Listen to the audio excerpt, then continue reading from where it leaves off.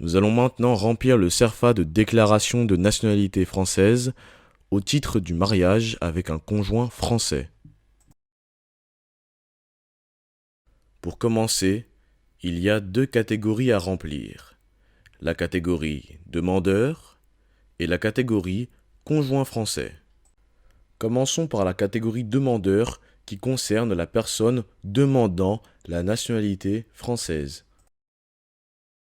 Pour le demandeur, renseignez son nom, son prénom, sa date de naissance, son sexe, ainsi que son lieu de naissance.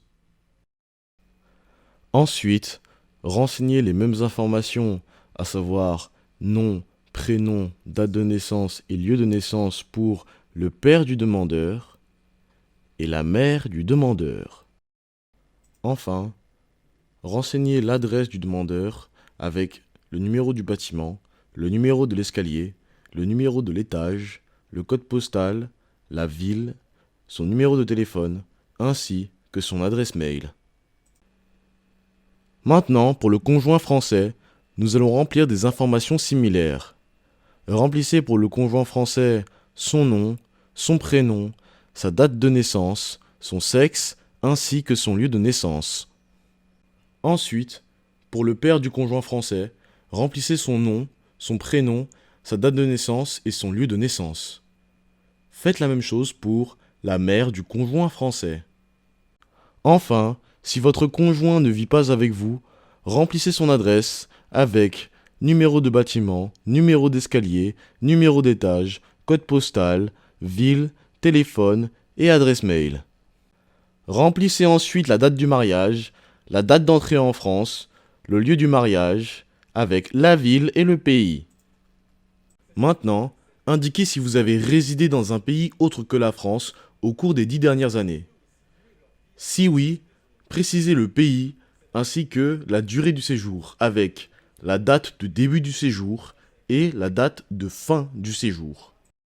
Nous allons maintenant remplir les informations sur votre situation familiale. Commençons par vos unions antérieures. Si vous n'avez pas eu d'union antérieure, cochez cette case. Si oui, remplissez le tableau ci-dessous. Pour chaque union, renseignez le nom et le prénom du conjoint ou de la partenaire, la date et le lieu du mariage ou du PACS, la date et le lieu du divorce ou de la dissolution du PACS, et enfin, la date de décès du conjoint ou du partenaire.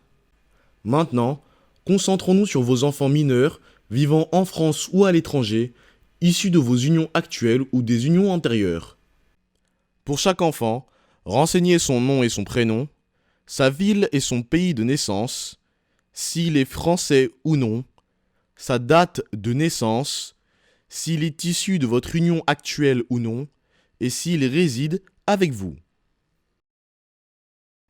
Indiquez si vous souhaitez ou non obtenir la francisation de vos noms et ou prénoms.